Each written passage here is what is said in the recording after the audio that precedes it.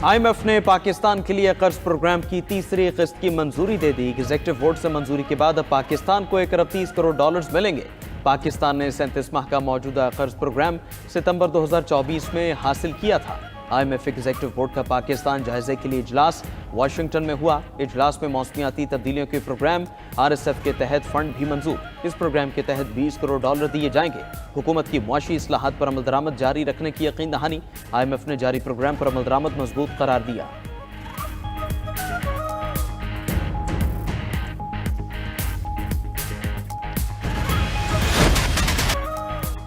भारत किसी खुदफरेबी या गुमान का शिकार न रहे। अगली बार पाकिस्तान का जवाब ज्यादा बर्क रफ्तार और शदीद होगा। तालिबान के पास खारिज या पाकिस्तान में से किसी एक के इंतखाब के अलावा कोई ऑप्शन नहीं। Chief of defence forces field marshal Syed Asim Munir का तीनों मुसल्लह फौज के अफसरान से खिताब। कहा कि सब जान लें, पाकिस्तान का तसव्वुर नाकाबिले तस्खीर है। किसी को हमारे अज़्म को आजमाने की इजाज़त नहीं दी जाएगी। पाकिस्तान अमन पसंद मुल्क है, लेकिन खुद मुख्तारी पर कोई समझौता नहीं होगा। डिफेंस फोर्सेस हेडक्वार्टर्स में बुनियादी तब्दीली तारीखी है। बढ़ते और बदलते खतरात के पेश नज़र ऐसा करना ज़रूरी है। हम मल्टी डोमेन ऑपरेशंस को तीनों अफवाज के मुत्तहद निज़ाम के तहत मज़ीद बेहतर करेंगे। हर सर्विस अपनी ऑपरेशनल तैयारियों के लिए अपनी इनफरादियत बरकरार रखेगी। डिफेंस फोर्सेस का हेडक्वार्टर सर्विसेज के ऑपरेशन को मरबूत और हम आहंग करेगा। तीनों अफवाज अपनी अंदरूनी खुद मुख्तारी और तंजीमी ढांचा बरकरार रखेंगी।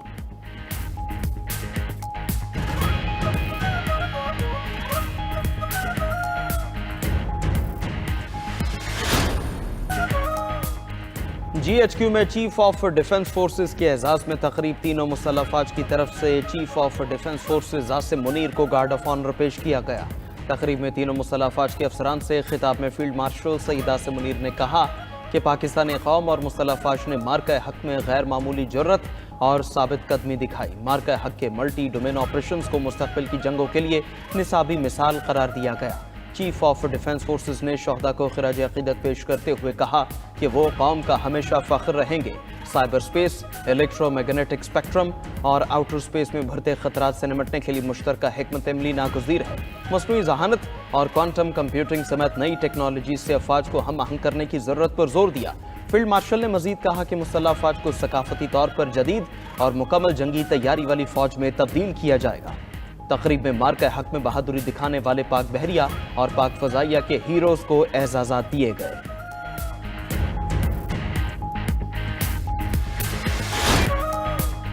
पाकिस्तानी फ़ज़ाई हदूद में इंडोनेशिया के सदर का पुरतपाक इस्तकबाल। पाक फ़ज़ाइया ने मेहमान सदर के तैयारे को हसार में लेकर खुशामदीद कहा। 6 JF-17 जंगी तैयारों ने मेहमान सदर को फ़ज़ाई सलामी पेश की।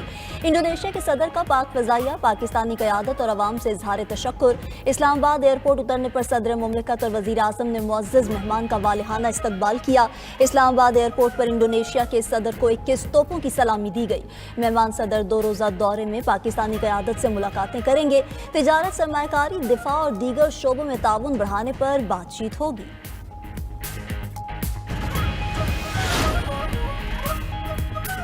वज़ीर आज़म शहबाज शरीफ की UAE को कौमी दिन पर मुबारकबाद। तकरीब से खिताब में वज़ीर आज़म ने कहा कि पाकिस्तान को UAE के साथ स्ट्रेटेजिक शराकतदारी पर फ़ख्र है। मौजूदा क़यादत ने UAE को तरक्की की राह पर गामज़न किया। AI और दीगर शोबों में UAE सरमायाकारी का खैर मकदम करेंगे। उधर वज़ीर आज़म ने गवादर और गिलगित बल्तिस्तान में बिजली मनसूबों की मंजूरी दे दी। कहा कि गिलगित बल्तिस्तान के अवाम की फलाह बहबूद और मुआशी तरक्की तरजीह है। वज़ीर आज़म की ज़ेर सदारत तरक्याती मनसूबों के हवाले से भी इजलास हुआ। शहबाज शरीफ ने कहा कि कौमी अहमियत के अहम मनसूबों की शफाफियत के साथ बरवक्त तकमील हमारी तरजीह है। तरक्याती मनसूबों के लिए जामे हिकमत अमली बनाई जाए।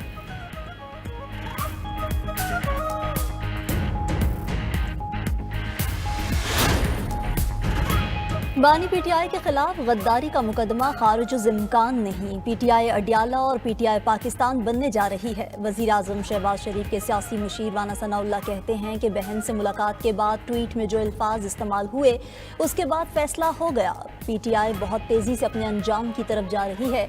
इन्हें जो पैगाम भेजा है वो पूरी कुव्वत से मिल जाएगा। DG ISPR ने प्रेस कॉन्फ्रेंस में बड़ा दो टोक पैगाम दिया। PTI ने इसे मजाक समझा तो नुकसान उठाएगी।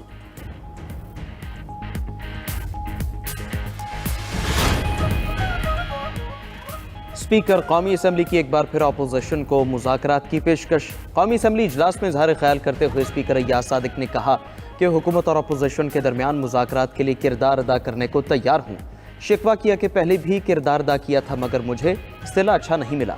इदारों के खिलाफ बात करके कुछ हासिल नहीं होना, अब भी लोग बैठ जाएं और मुशावरत करके बता दें। मजीद कहा कि अपोजिशन लीडर का मामला भी अदालत में ज़ेर इल्तिवा है, जैसे ही अदालत का हुक्म आता है फिर फैसला करूँगा।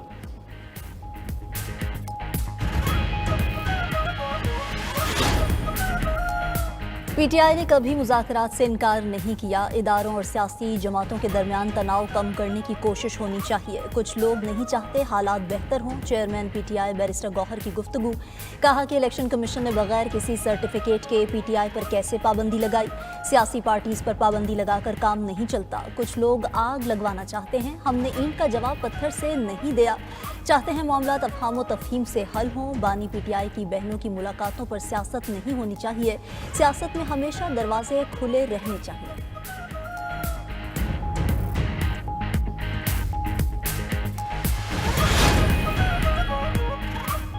मुल्क की सबसे बड़ी सियासी जमात पर पाबंदी लगाने की बात हो रही है। केपी गवर्नर राज लगाने की बातें हो रही हैं। जो कुछ भी हो रहा है ये मुल्क के लिए बेहतर नहीं है। साबिक वफाकी वजीर असद उमर की 92 न्यूज़ के प्रोग्राम मुकाबिल में गुफ्तगू। कहा कि कोई शक नहीं वज़ीर आज़म पांचवें गियर में गाड़ी चला रहे हैं मगर ये गाड़ी गोल दायरे की शक्ल में चल रही है। मौजूदा हुक्मरान तो सियासी बयानियां भी नहीं दे सकते।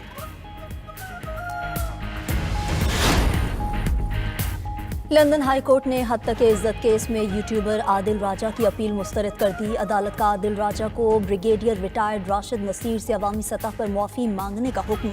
जज ने अपने फैसले में लिखा कि मुआफ़ी 28 दिन तक आदिल राजा के एक्स, फेसबुक, यूट्यूब और वेबसाइट पेज पर मौजूद हो। बरतानवी जज का आदिल राजा को 14 दिन में 50,000 पाउंड जुर्माना देने का हुक्म। केस अखराजात की मद में 2,60,000 पाउंड इजाफी देना होंगे। आदिल राजा को आइंदा हद तक के आमेज बयानात ना दोहराने का हुक्म इम्तना भी जारी। आदिल राजा रवा बरस अक्टूबर में अपने खिलाफ हद तक इज्जत का मुकदमा हार गए थे। तलाल चौधरी की इदारों के खिलाफ बयानबाजी करने वालों को वार्निंग। वज़ीर ममलकत दाखिला ने कहा कि इदारों के खिलाफ बदज़बानी करने वालों की ज़बान खींच ली जाएगी। लातों के भूत बातों से नहीं मानते। जहनी मरीज से किसी को भी फैज़ हासिल नहीं होगा। कंधे ना होते तो आप वज़ीर आज़म भी नहीं बन सकते थे। शोबदाबाजों को बताया जाएगा कि कानून की अमलदारी कैसे होती है। सीनियर वज़ीर पंजाब मरीम औरंगज़ेब ने कहा कि जहनी मरीज के साथ जहनी डॉक्टर ही मुज़ाकरात कर सकता है। कौमी सलामती पर हमलावर होने की इजाज़त नहीं दी जा सकती। ये कहते हैं उन्हें 27वीं आइनी तरमीम मंजूर नहीं। क्या किसी ने पूछा है आइनी तरमीम आपको कबूल है या नहीं?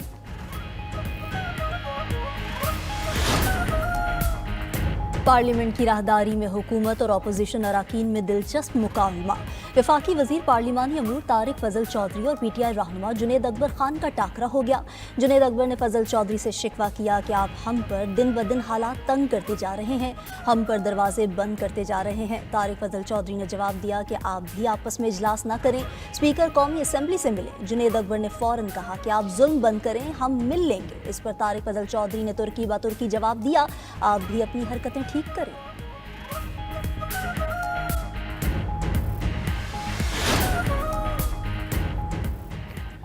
पंजाब में ट्रांसपोर्टर्स की हड़ताल पर सूबाई वज़रा के मुतज़ाद बयानात ने मामला उलझा दिया। भारी ट्रैफिक जुर्मानों के खिलाफ सूबा भर में ट्रांसपोर्टर्स की हड़ताल।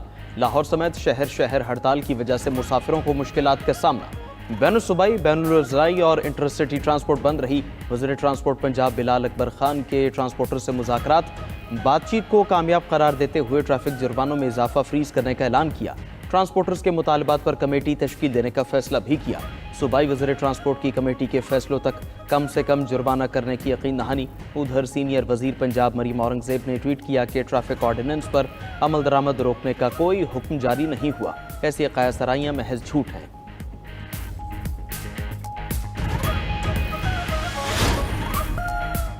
पीपल्स पार्टी की पंजाब में कदम मजबूत करने की तैयारियां। चेयरमैन पीपल्स पार्टी बिलावल भुट्टो से लाहौर में पार्टी रहनुमाओं की मुलाकात। टिकट होल्डर्स और पार्टी में नए शामिल होने वाले रहनुमा भी मिले। गवर्नर हाउस में होने वाली मुलाकात में सियासी सूरत हाल पर गुफ्तगू। पंजाब में होने वाले बल्दियाती इंतखाबात समेत सियासी अमूर पर भी बातचीत हुई। बिलावल भुट्टो से सरदार दोस्त मोहम्मद खोसा की भी मुलाकात। दोस्त मोहम्मद खोसा ने अपने इंतखाबी हल्के में होने वाली मुबैना धांधली के बारे में आगाह किया। जापान जलजले से लर्ज उठा, 7.6 शिद्दत के जलजले से इमारतें हिल गईं। हुकाम ने सुनामी का अलर्ट जारी कर दिया।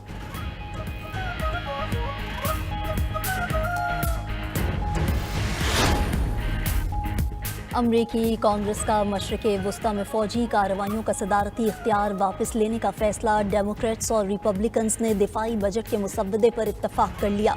दिफाई बजट के मुसव्वदे के मुताबिक ऐसे तमाम कवानीन ख़त्म किए जाएंगे जिनके तहत सदर को बैरून मुल्क ताकत के इस्तेमाल की इजाज़त हासिल थी। अब अमरीकी सदर मशरिक़े वुस्ता में अकेला फौजी ऑपरेशन का फैसला नहीं कर सकेगा। अमरीकी सदर डोनाल्ड ट्रंप यूक्रेनी सदर ज़ेलेंस्की से मायूस कहते हैं। यूक्रेनी सदर ज़ेलेंस्की ने अभी मेरी दी गई अमन तजावीज़ नहीं देखी। रूस अमरीकी अमन तजावीज़ पर मुतमईन है लेकिन ज़ेलेंस्की के रद्द-ए-अमल का यकीन नहीं। मज़ीद कहा, रूस और यूक्रेन की जंग ख़त्म कराना आसान लगता था मगर ये तवक्को से ज़्यादा मुश्किल साबित हुआ। रूस और यूक्रेन जंग बहुत भयानक है।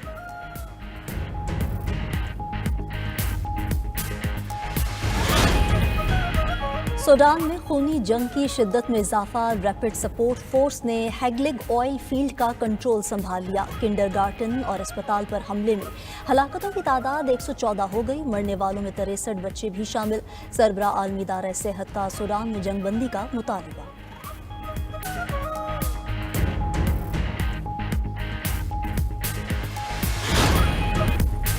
ट्रंप के दौर में अमेरिका में 11 लाख से जायद मुलाजमतें खत्म। अमेरिका में मुलाजमतों में कटौतियां बुलंद तरीन सतह पर पहुंच गईं। गैर मुल्की मीडिया के मुताबिक सिर्फ नवंबर में 71,000 से जायद नौकरियां खत्म हुई। अमेरिकी कंपनीज में 35% तक नौकरियों में कमी का इंकशाफ भी सामने आया है।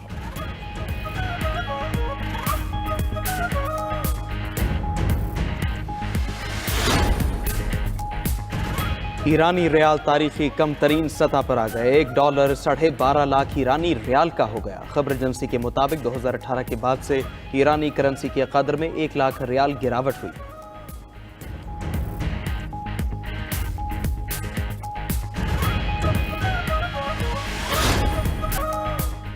जॉन सीना के करियर की आखिरी फाइट सर पर आ गई। मशहूर रेसलर 13 दिसंबर को अपना आखिरी WWE मैच खेलेंगे। जॉन सीना करियर का आखिरी मुकाबला गटर से लड़ेंगे।